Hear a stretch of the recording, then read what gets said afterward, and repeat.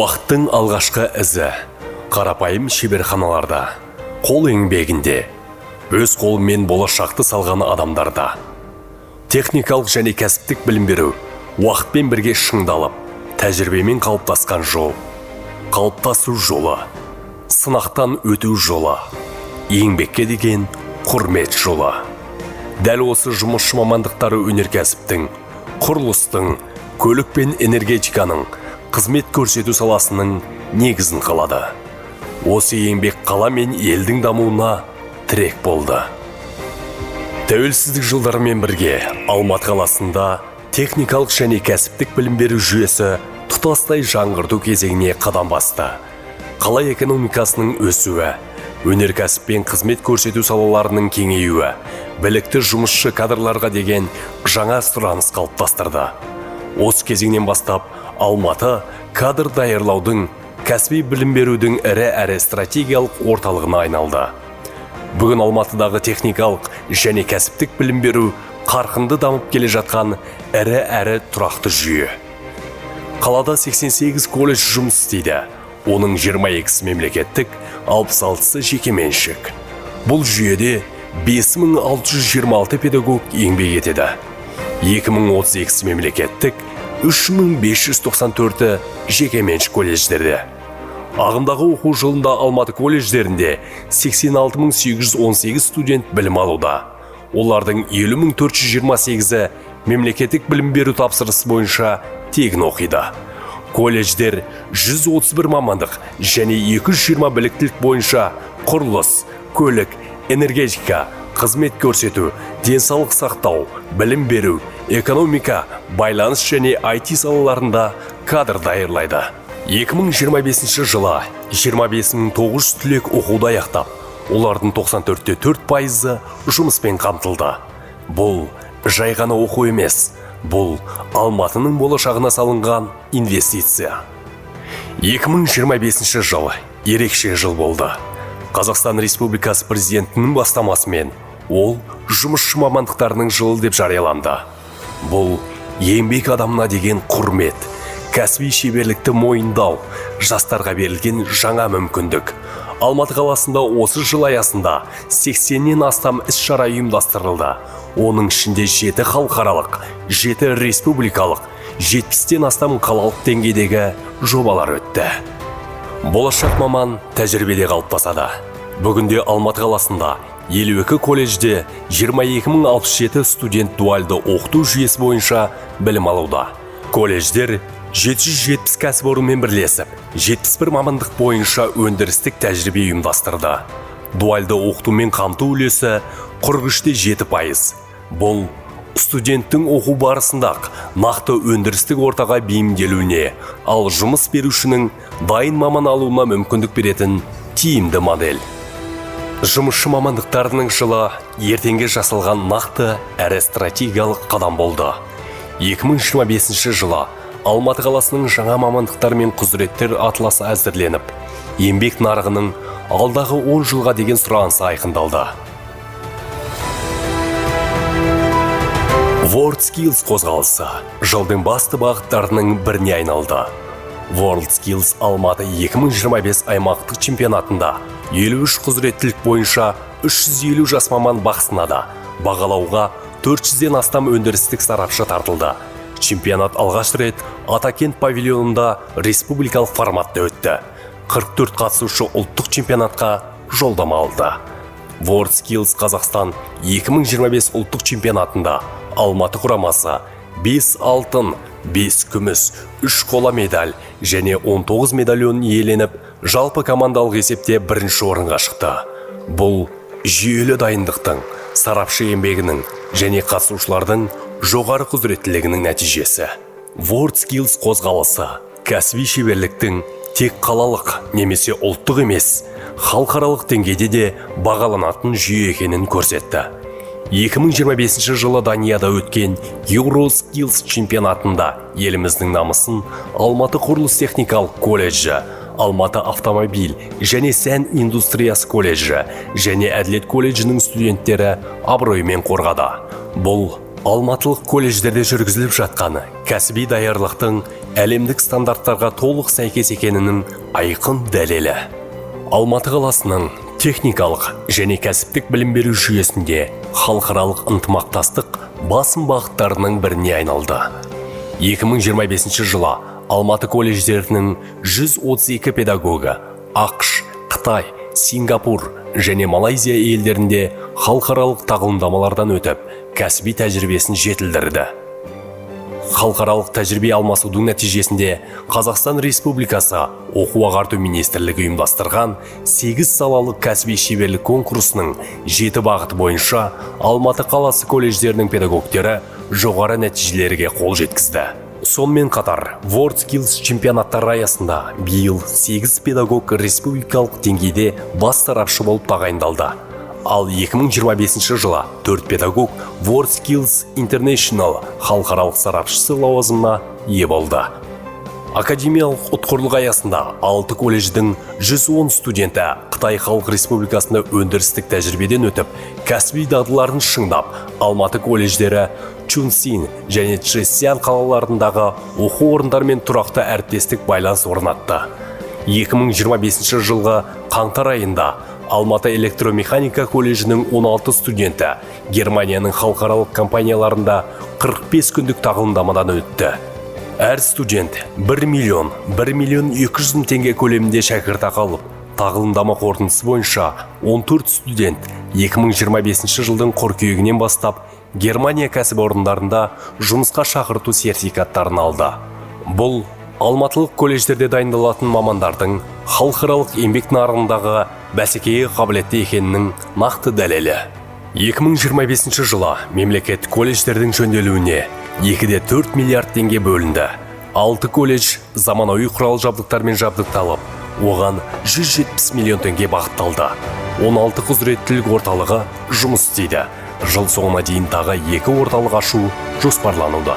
2025 жылы Алматы құрылыс техникалық колледжінде құны 60 миллион теңге болатын заманауи ресурстық орталық ашылды.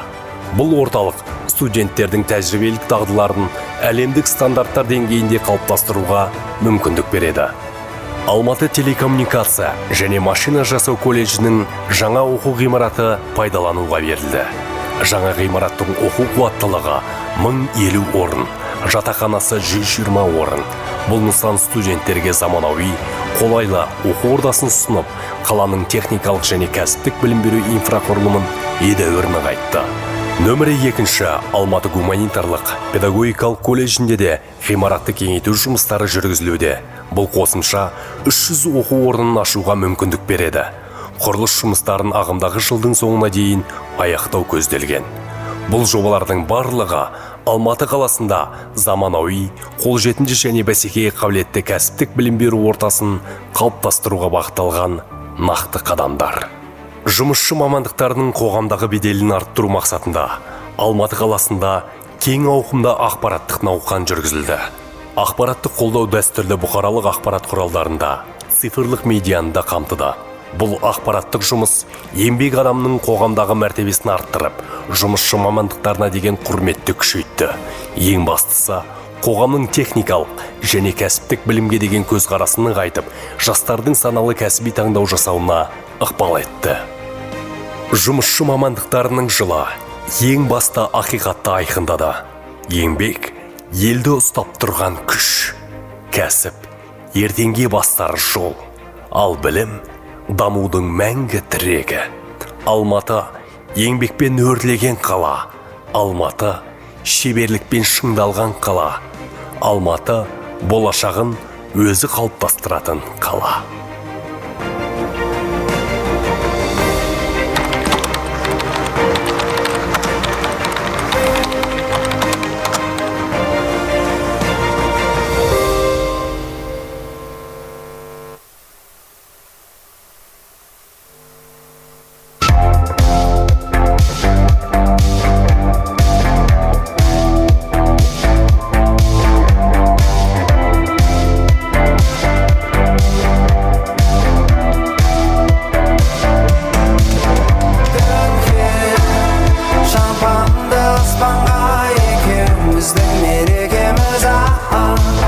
Сәулем шуа Сағыныш ашқанда түсінем Құдай бізді қосқан Сені сүю су тасқындай Менің күйім адасқандаймын Төкпен көз жастырманда өтет кетет бұл жастық шақ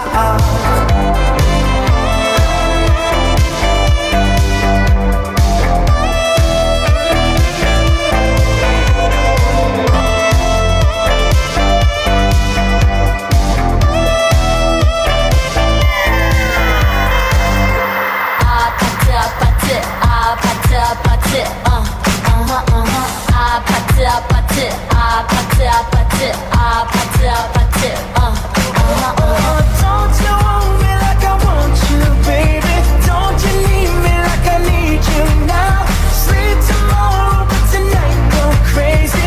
All you gotta do is just meet me at the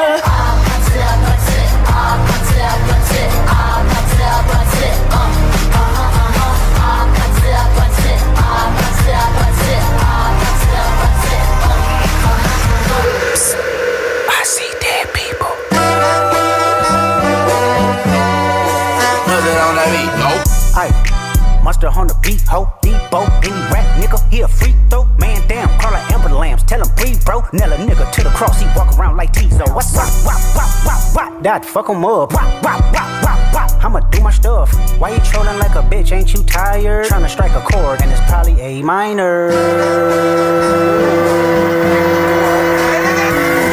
Открываю двери без ключа.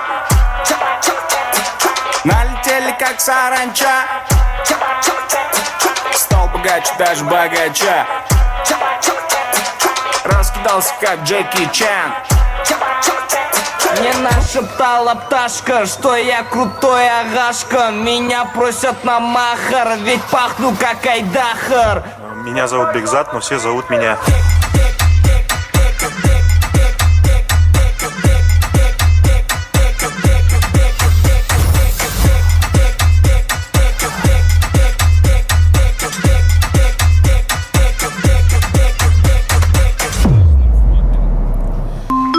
Қазір каналдарыңызда өнер көрсеткен Алматы қаласы колледждердің студенттері, қошеметтеріңіз.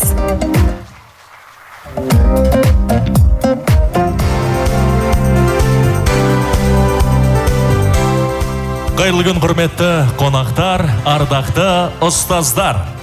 Добрый день, дорогие гости.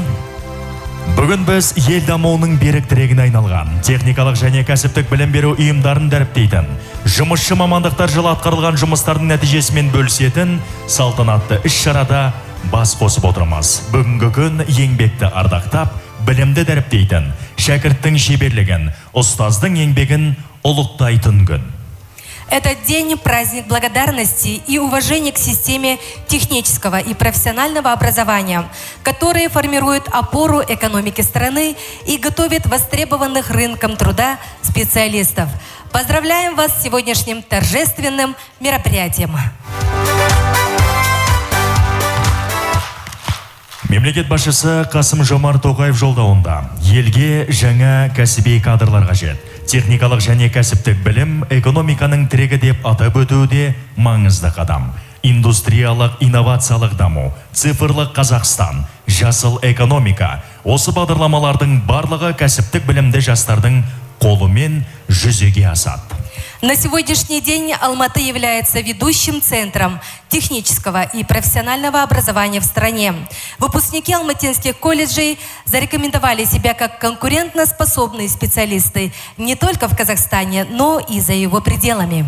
Құрметті шара қатысушылары, ардақты ұстаздар, сөз Алматы қаласы әкімінің орынбасары Нүкенов Абзал Нүкенұлына беріледі. Қошеметпен сахна төріне шақырамыз. Құрметті ұстаздар, әлеуметтік серіктер, қадірлі студенттер, баршаларыңызды бүгін көргеніме қуаныштымын. Бүгін сіздермен жұмысшы мамандықтар жылын қорытындылауға арналған аса маңызды іс-шарада жиналып отырмыз. Жаңа ғана баршамыз осы жерде ұйымдастырылған біздің колледждердің, әріптестеріміздің, серіктестеріміздің күшімен ұйымдастырылған арнайы көрмені тамашаладық. Әрине, ауыз толтырып айтатын жетістіктеріміз бар. Оның ішінде басты жетістіктердің бірі ол біздің WorldSkills Алматы командасының WorldSkills Қазақстан чемпионатында жүлделі бірінші орын алуы. Сонымен тағы бір рет құттықтаймын баршаңызды. Сонымен қатар Алматы қашанда білім, бизнес, мәдениет орталығы болған солай болып қала береді да, ірі қала ретінде, үлкен алып шаһар мегаполис ретінде күрделі даму үстіндегі Алматы, және ол солай бола береді. Егер де біз Алматыны ары қаратай дамытамыз десек, онда оның экономикасы да күрделене түседі.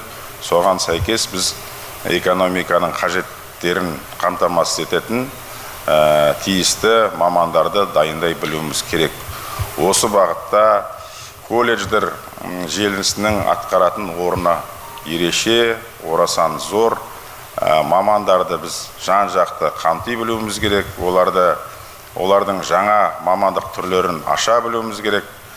Сонымен қатар сапалы дайындап, ел экономикасын, қала экономикасын дамытуға барынша дағдыландырып шығаруымыз керек. Бұл біздің алдымызда тұрған күрделі міндет. Президентіміз Қасым-Жомарт Кемелұлының жариялаған жұмысшы мамандықтар жылы бұл жылмен тоқтап қалмайды.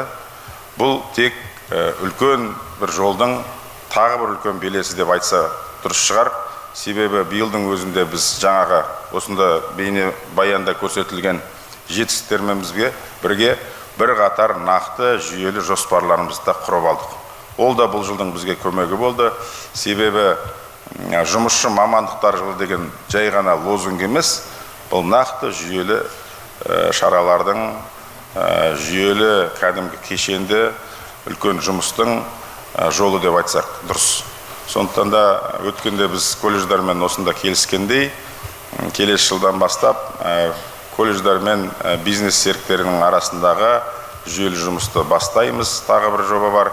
Ол мына бизнес пен колледждар арасында хакатондық форматта жұмыстар ұйымдастыру. Бұл бір жағынан шыны керек бизнесқа да қолдау. Өйткені бизнестер тың идея алып, өздерінің жаңағы енді табыс көздерін неғұрлым жақсартуға байланысты жұмыстар жүргізе алса, колледждар өз мамандарын ары қаратай мамандықтарын шыңдап, кәсіби шеберліктерін шыңдап, практикалық тұрғыда дағдыланып, және де өз балаларын, түлектерін ары қаратай үлкен жолға неғұрлым дайын етіп шығара алады. Екінші жағынан бұл жалпы экономика, үшінші жағынан бұл жалпы экономикаға өте пайдалы мүмкіндік. Соны біз дұрыстап ұйымдастыра білсек, ол біздің, сіздер мен біздердің үлкен жетістігіміз болады, және ең үлкен жетістігіміз ол біздің балаларымызға үлкен пайда әкеледі деп сенемін. Сондықтан да осы жұмысты бірігіп атқарайық, жолда қалып қоймасын. Сонымен қатар біз деген жаңа мамандықтарға байланысты дұрыс зерделеп алуымыз керек. Себебі бүгінгі күні көптеген жаңа мамандықтар шығып жатыр. Мен шынын айтсам, өз басым манау қазір IT саласы дамып жатыр, жасанды интеллект көп дамып жатыр, соған байланысты көп мамандықтар қысқарады дегенге былай бет алып қарауға болмайды. Қысқаратын мамандықтар бар шығар, бірақ дегенмен басқа жаңа мамандықтар пайда болып жатады. Сондықтан да бұған өте үлкен сабырлықпен қарау керек, салмақтылықпен қарау керек. Қысқара дегенде бәрін кесе беруге болмайды, ол да дұрыс емес. Себебі біздің өзіміздің орнымыз бар, өзіміздің қалыптасқан жүйеміз бар, өзіміздің дәстүрлі түрде атқаратын жолымыз бар. Сондықтан да соның бәрін саралай келе теңшелеп қарау керек. Ал жаңа мамандықтардан қалып қойма, бұл заман талабы. Сондықтан да қажетті жаңа мамандықтарды біз тек қана жаратып қана қоймай, оны тиімді пайдалана да білуіміз керек. Ол үшін колледждар мен оқу орындары мен кәсіп орындардың біріккен жұмысы керек. Әрине бұл жерде мемлекет тарапының атқаратын жұмысы орасан зор. Оны өзім қала әкімінің орынбасары ретінде сіздермен бірге жұмыс жасайтын боламыз. Сондықтан да біздің жасағанымыздан жасайтынымыз көп.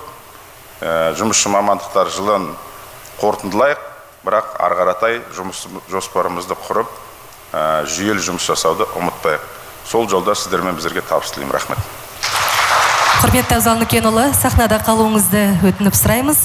Жұмысшы мамандықтар жылы аясында кәсіби білікті жас мамандарды даярлау жолында аянбай еңбек етіп келе жатқан педагогтерді марапаттасаңыз.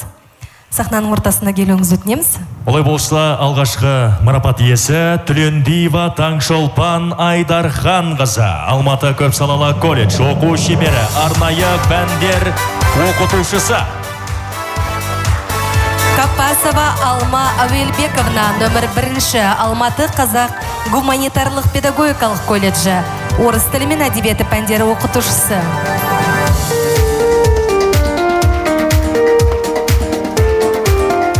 Келесі марапат иесі Молдажарова София Фаритовна, номер 2, Алматы гуманитарлық педагогикалық колледжі, директорының оқу үшіндегі орынбасары, арнайы пәндер оқытушысы.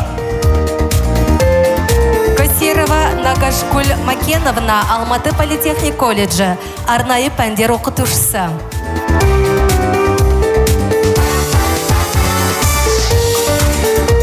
Келесі марапат иесі Ахметов Еділ Бақытұлы, Алматы сервис және технологиялар колледжі, арнайы пәндер оқытушысы. Диханова Айгерім Нарик қызы, Алматы мемлекеттік бизнес колледжі, өндірістік оқыту шебері.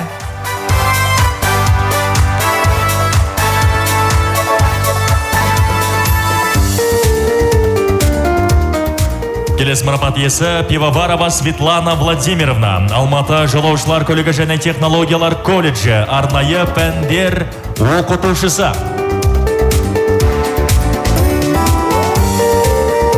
Керімбеков Азат Сабитович, туризм және қонақжайлылық индустриясы колледжі, өндірістік оқыту шебері.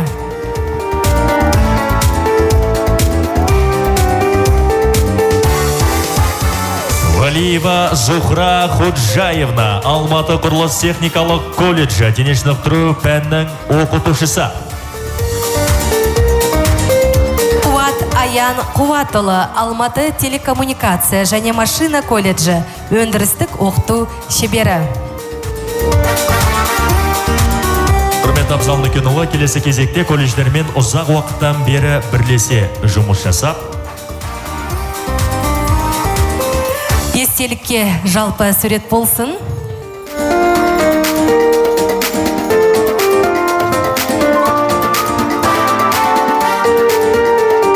Көп рахмет. Абзал Нүкенұлы, сахнада қалуыңызды өтінеміз. Абзал Нүкенұлы, сахнада қалуыңызды өтінеміз. Марапатымыз ары қарай жалғасады. Колледждермен ұзақ уақыттан бері бірлесе жұмыс жасап, студенттерге практика орнын ұсынып келе жатқан бірнеше әлеуметтік серіктестерді марапаттау рәсіміне өтсек. Малаева Айнұр Көзкүлдетовна, ТО Қазтелекром Алматы тігін цехының технологы.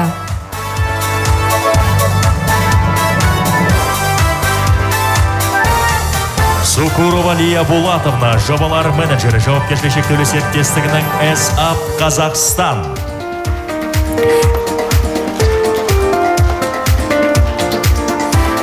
Амирбеков Айдар Есенгелдиевич, корпорация Сайман, аспап жасау зауыты.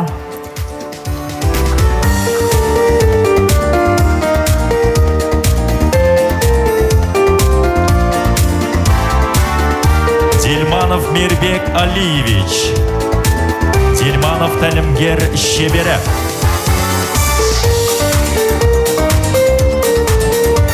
Евдокимов Артем Александрович, туризм және қонақжайлық индустриясы. Колледжі Бистро 130 мейрамханасының бас аспазы. Келесі марапат иесі Юнусов Нариман Курбанжанович, бренд Аспаз АТК. Сейтімбетов Бақытжан Серікханович, техникалық маман АМК. Келесі марапат иесі Нұрғалиев Шыңғас Маратович, Алматы политехникалық колледж, АО Қазақ Телеком. Қошеметтеп қолдап отырыңыздар әріптестеріңізді.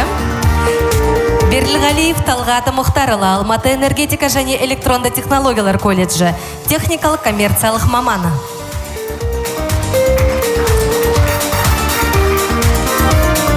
Оспанов Бауыржан Булатович, жауапкершілігі шектеулі серіктестігінің Алюр Авто Алматы, цех шебері.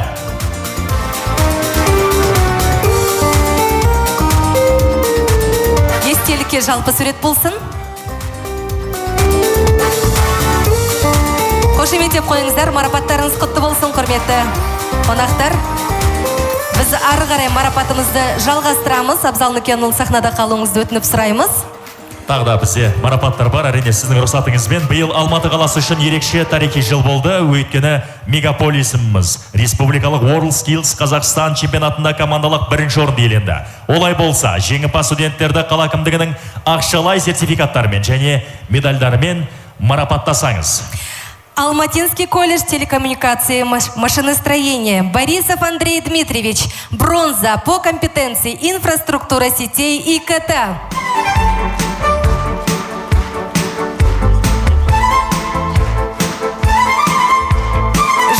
Теңгелік сертификат Алматы қаласы әкімдігінің атынан қабыл алыңыз.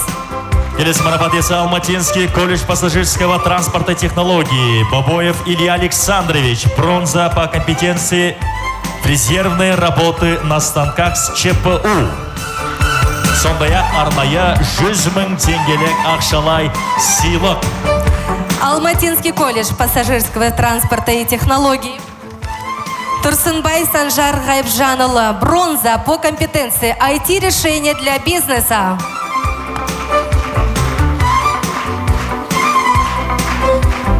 Следующий награждается Алматинский строительно-технический колледж. Карим Ильмурат Керимджанула. Серебро по компетенции сварочные технологии. Алматы политехник колледжа Алмасулы Ернар. Серебро по компетенции разработка мобильных приложений.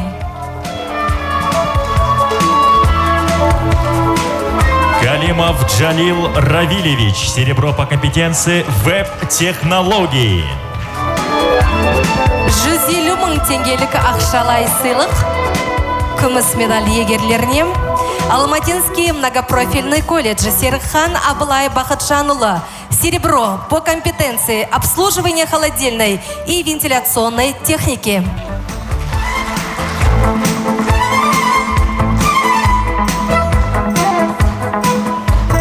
Инновационно-технический колледж города Алматы. Артемьев Ярослав Русланович и Усманов Дамир Айдарович. Серебро по компетенции информационная безопасность.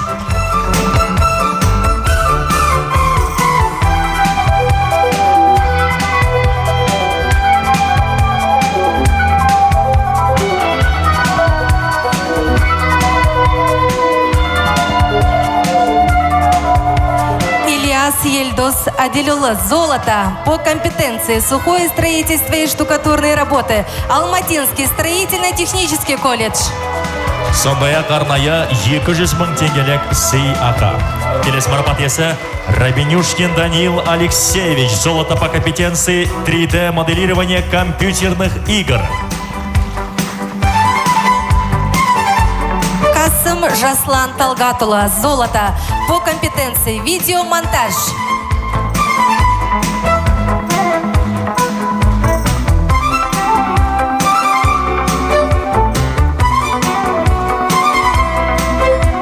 Алматинский государственный бизнес-колледж. Лаубер Кристина Юрьевна. Золото по компетенции пекарское дело.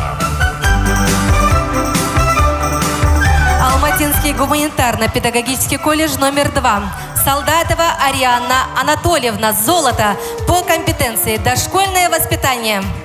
Тағы да барша жеңімпаздарды шын жүректен құттықтаймыз. Ал мына қошеметтің барлық арнайы сіздер үшін ортақ фотоға түсуге шақырамыз.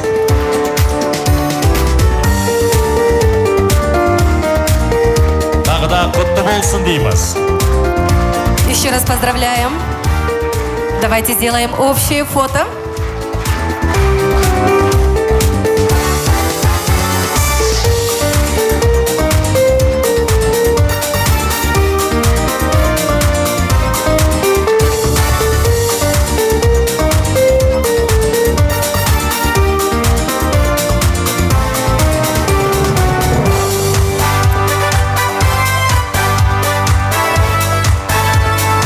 Құтты болсын. Құрметті Абзал Нүкенұлы, сізге көп-көп рахмет.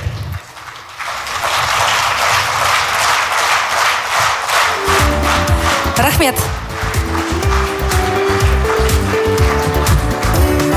Раз. Раз так задержался на сцене, теперь я хочу немножко еще побыть. Я бы хотел действительно еще раз поздравить наших победителей. Они заслужили. Это достойные граждане Республики Казахстан, которые будут строить наш справедливый Казахстан. И которые, надеюсь, которые сделают лучше нам нашу страну. Мы, конечно, будем очень стараться, чтобы сделать лучше ваше будущее, а вы постарайтесь сделать лучше будущее нашей страны. Рахмет. Сізге де көп рахмет. Барша жеңімпаздардың атынан алғыс сөз Алматы көпсалалы колледж студенті Серікхан Абылай Бақытжанұлына беріледі.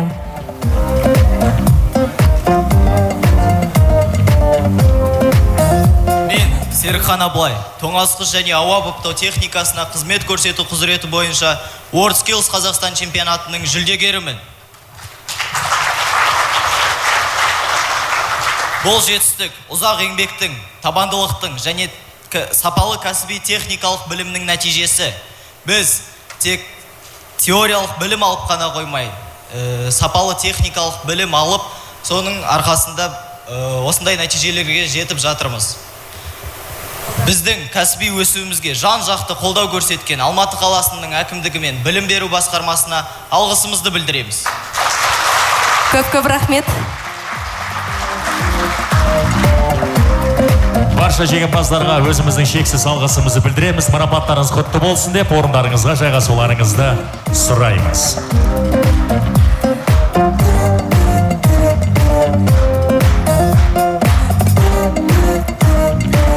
Келесі сөз мемлекет және қоғам қайраткері, Талап коммерциялық емес акционерлік қоғамның директорлар кеңесінің төрағасы Шпекбаев Әлік Жатқанбайұлына беріледі.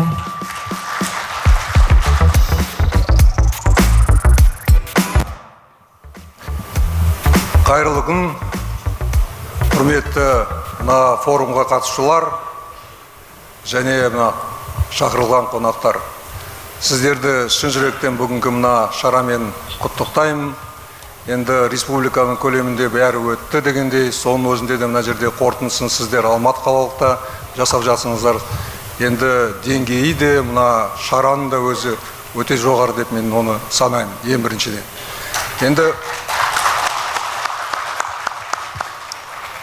шараны өткізу үшін ең біріншіден әкімшілікке, қаланың және білім беру басқармасына және тәлімгерлерге, сарапшыларға, қатысушы қолдау кәсіпкерлерге және азаматтарға бәріңізге алғысым шексіз.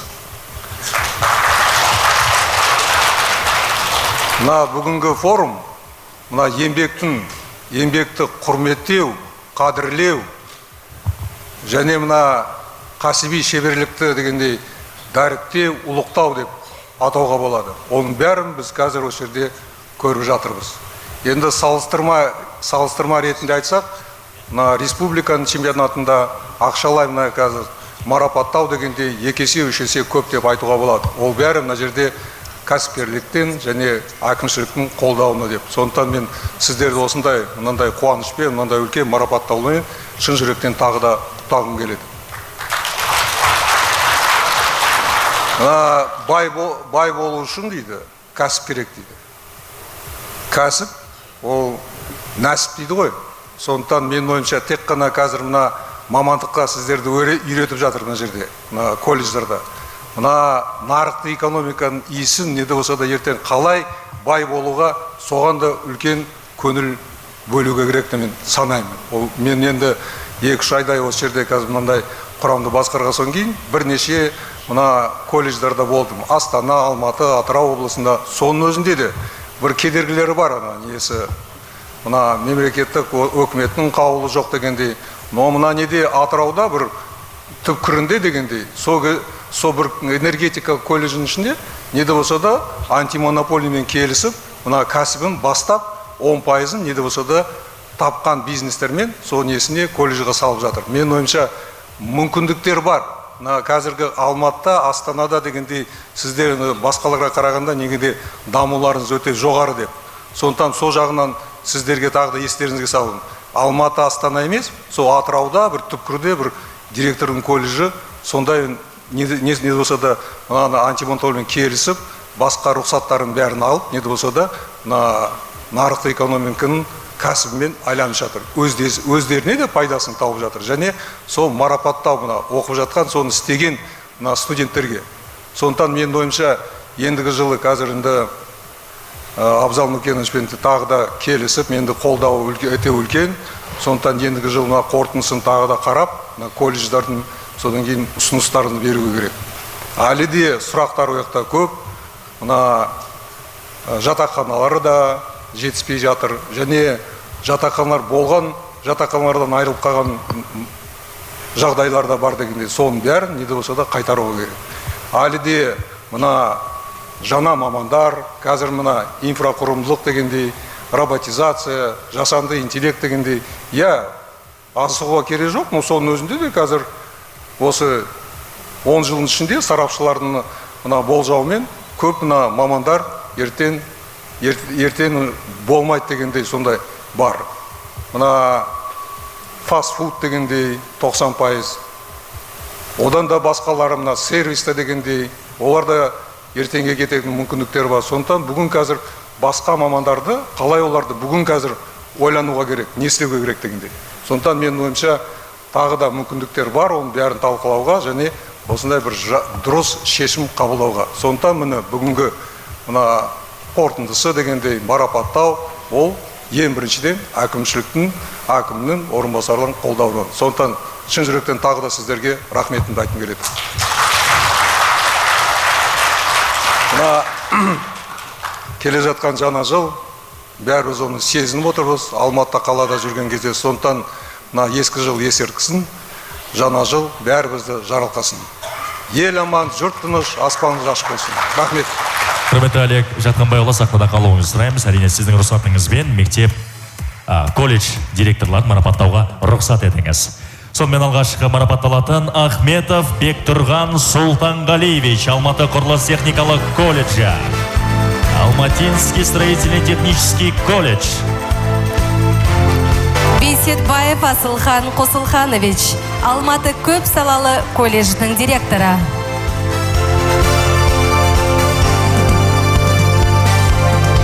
Дәл осындай алғыс хатпен Бүркітбаева Фаина Валиевна марапатталады. Алматы қалалық инновациялық техникалық колледжінің директоры.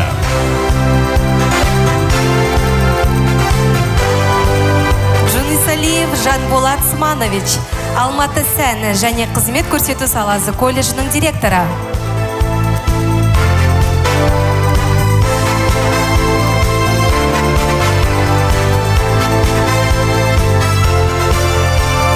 Қарағұлов Ерулан Сергеевич, Алматы технологиялық колледжінің директоры. Мамырбеков Ерасыл Мархатұлы, КАЗ-БСК колледжінің директоры.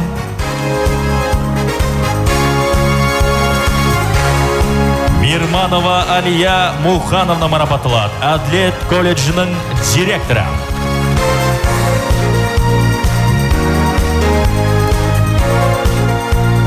Омарбеков Медет Асетович, Алматы политехник колледжінің директоры.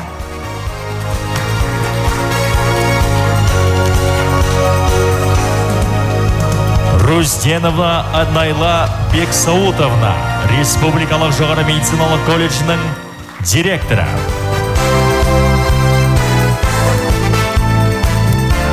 Хисматуллина Альфия Анваровна, Халықаралық бизнес академиясының колледжінің директоры.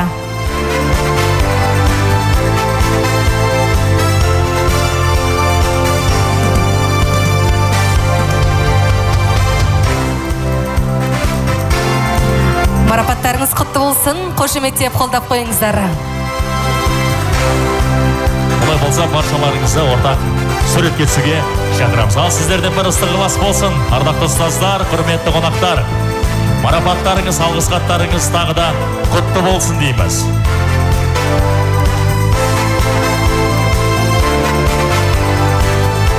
Құрметті Олег Жатқанбайұлы, сізге көп-көп рахмет.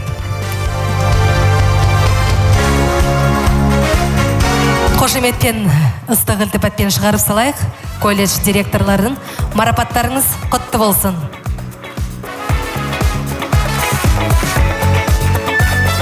Құрметті қонақтар, марапаттаушылардың құрметіне арналған шағын концерттік бағдарламамызды ұсынамыз.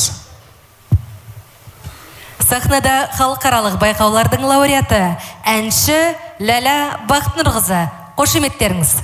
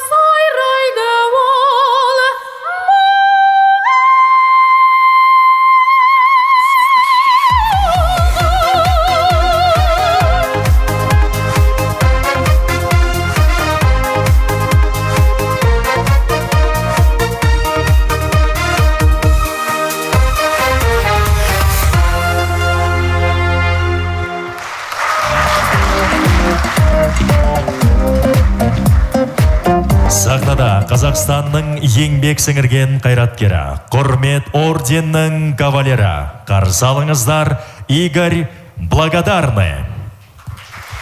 Қайырлы таң, құрметті достар, құрметті мұғалімдер, мереке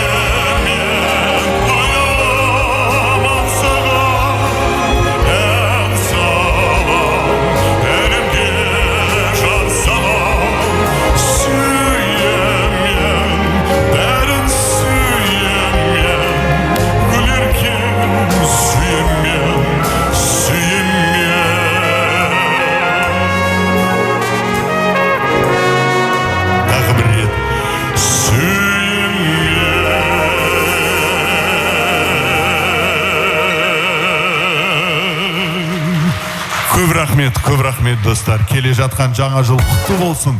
Бақытты болыңыздар. Рахмет. Игорь, благодарны, қошеметтеріңіз.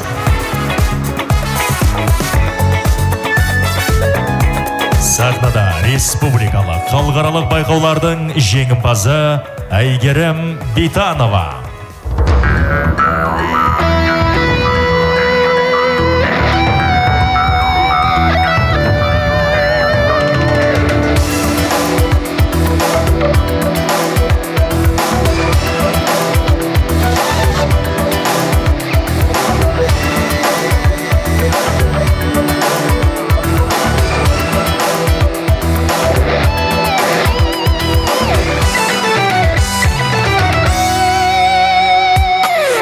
Перзенті ән қылатын, құс қанатын талдыратын, байтақ жерім бар менің көркем. Алыс кетсем сағынатын, көңілді кеш таңын алтын, өсіп өнген асып белден, осы менің сәулелі өкен. Ғашық еткен туған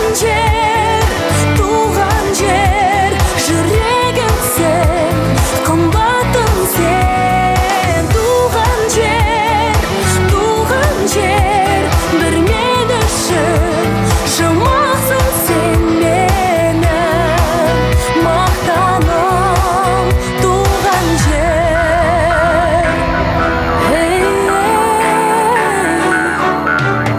Ұлын сынға сай жігіт қып, қолын тайын сәйгүлі қып, баптайтығын туған ел қайра. Қызын қырық үйден тыйып, қонағым деп ұстар биік, өнегелі кең бейілді, сенде елді құшағын жайған. Табым қайдан туған жер, жүрегімсің, қымбатым сен. Туған жер, бір мен үшін жұмақсың сен менің мақтаным туған жер.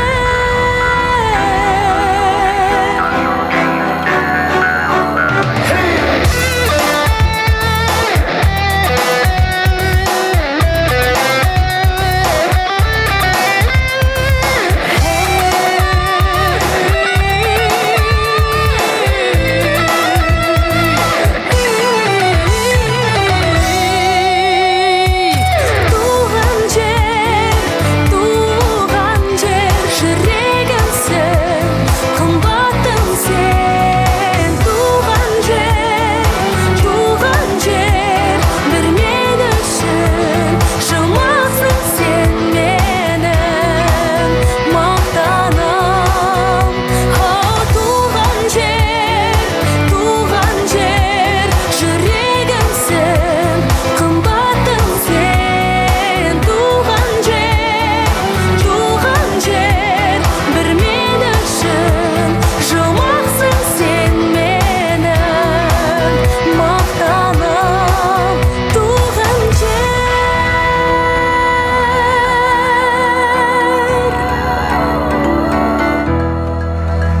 Әйгерім Битанова, қошеметтеріңіз. Әнұранның сөзін және әнін жазған автор Алматы көпсалалы колледжінің педагогы, ақын және сазгер Аманбаев Бекайдар Есенұлы. Кемел келешектің иесі, техникалық және кәсіптік білім саласының әнұранның автордың және шәкірттердің орындауында қарсы алыңыздар.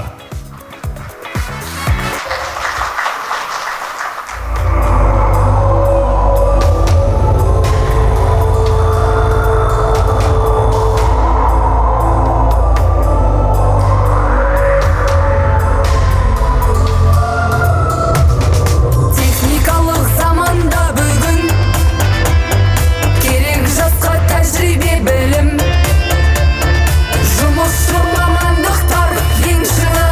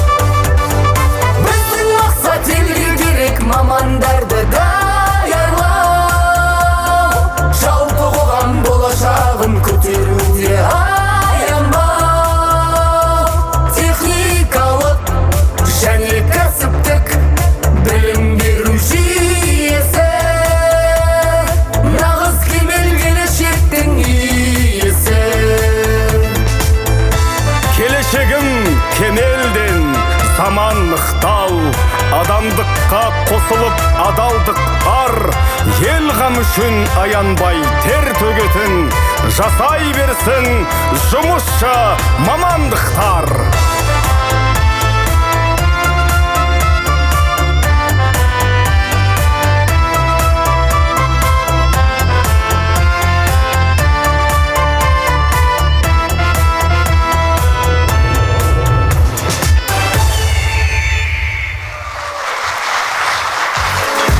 Сахнада Қазақстанның эстрада жұлдызы, әнші, актер Асхат Үрпеков, Ескендір Хасанғалиев, Атамекен.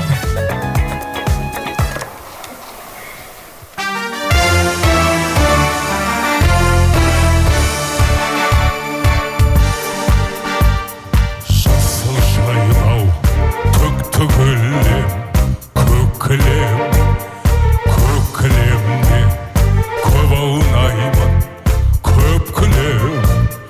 Маңдайымнан сыйпап өткен самалда, қазағымнан алақандау деп білем. Қайда көрсем Атамекен, көкемде жатады екен. Күнді көзі ұясына, қимай оңай батады екен.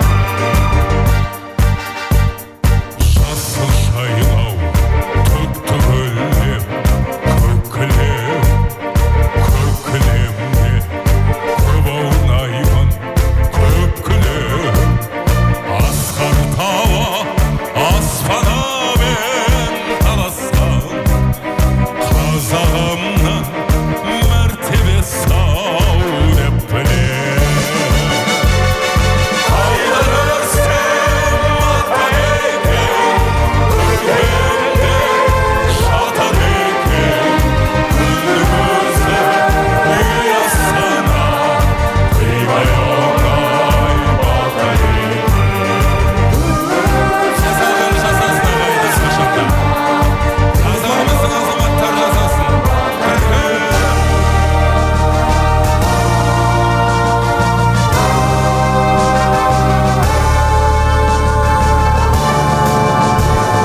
Жасыл жайлау, түкті өлем, көкілем, көкілемде көп аунаймын, көп күлем.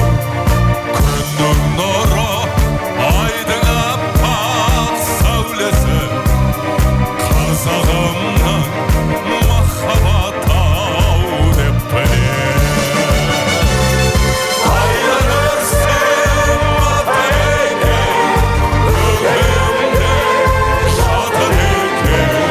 Күнді көзі ұясына, қимай оңай батады екен. Қайда көрсем Атамекен, көкемде жатады екен. Күнді көзі ұясына, қимай оңай батады екен.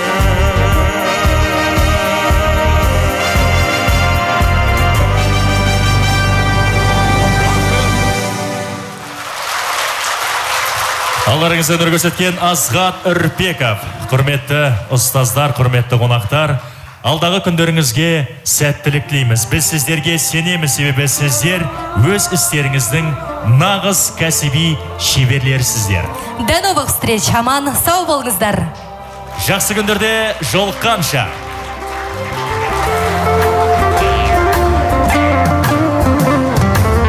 Тудың желбірегені, қазақтың асқақ беделі, махаббат қайрат екеулеп, шымарлатқан әдене.